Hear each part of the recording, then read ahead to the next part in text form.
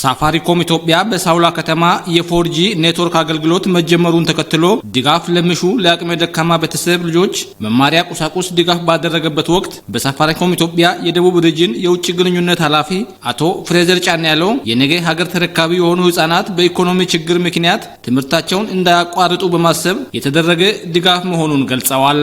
ለህብረተሰቡ ኔትወርክ አገልግሎት ብቻ መስጠት ሳይሆን የህብረተሰቡም አካል መሆኑን ለማሳየት በሚል ዛሬ አንዱ የኮሚኒቲ ሶሻል ሪስፖንሲቢሊቲያችንን ለመወጣት ነው እዚህ ጋር ተገኝተን ለተማሪዎች ደብተር ድጋፍ ያደረግነው።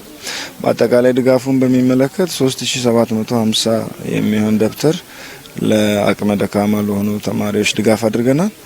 እንዲሁም ደግሞ የስክሪፕቶ በአጠቃላይ ይህን በገንዘብ ሲተመን ወደ 450 ሺህ ብር አካባቢ የሚደርስ የሚያወጣ ቁሳቁስ ያደረግነው ማለት ነው። ኢትዮጵያ እያካሄደች ላለው የዲጂታል ኢኮኖሚ እውን መሆን ሳፋሪኮም ኢትዮጵያ የበኩሉን ድርሻ ለመወጣት እየተጋ መሆኑን አስታውቀዋል። ዲጂታላይዜሽንን በማስፋፋት የህብረተሰቡን ህይወት ማቅለል በዚህ ረገድ እንደ አማራጭ የኔትወርክ አገልግሎት ለመስጠት ኢትዮጵያ ውስጥ ከገባ ጊዜ ጀምሮ በተለያዩ ቴክኖሎጂዎችን ያስፋፋ የዲጂታል ኢትዮጵያን እውን ለማድረግ አስተዋጽኦን ያበረከተ ይገኛል። የሳውላ ከተማ ትምህርት ጽሕፈት ቤት ኃላፊ አቶ ያዕቆብ በተላ ድጋፉ ተማሪዎች በትምህርት ቁሳቁስ ችግር ምክንያት ከትምህርት ገበታ ውጪ እንዳይሆኑ የሚያግዝ መሆኑን ጠቅሰው መጠነ ማቋረጥን ከማስቀረት አኳያ ጉልህ ሚና ያለው መሆኑንም ተናግረዋል። የትምህርት ስራ ባይነቸር ብዙ ባለድርሻ አካላት ተሳትፎን ይጠይቃል። ስለዚህ ሳፋሪኮም ዛሬ አቅም ለሌላቸው ቤተሰቦች እጅግ በጣም ትልቅ ስራን ሰርቷል።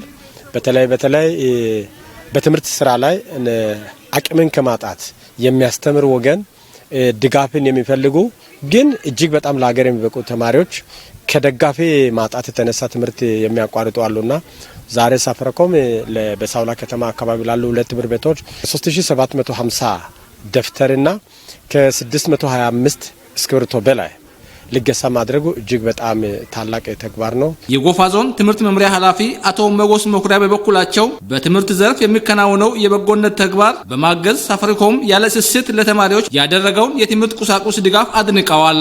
ድጋፍ የተደረጉ ተማሪዎችም ትምህርታቸውን ሳይጨናነቁ ደብተር እስክሪብቶ መግዣ ያጡት ደብተርም እስክሪብቶም አግኝተዋል። አሁን ምዝገባ ስርዓቱንም ወደ መጀመር የገባን ስለሆነ ስለዚህ ሳፋሪኮም ያለ ስስት ያላቸውን ድጋፍ አድርገዋል። ከልብ ያመሰገንን።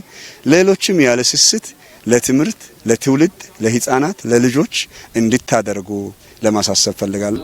ያነጋገርናቸው ተማሪዎችና ወላጆችም ለድጋፉ ምስጋና አቅርበዋል። እጅግ በጣም ደስ ብሎኛል። በጣም ደስ ብሎኛል። እህት ወንድም የሌላቸው ዘመድ አዝማድ የሌላቸው ልጆችን 4 ልጆችን በደካማ ጉልበቴ እያሳደግኩ ነኝ እና ሳፋሪኮም ዛሬ በዚህ ላይ ያገዘኝን በጣም እጅግ በጣም ደስታን ለመግለጽ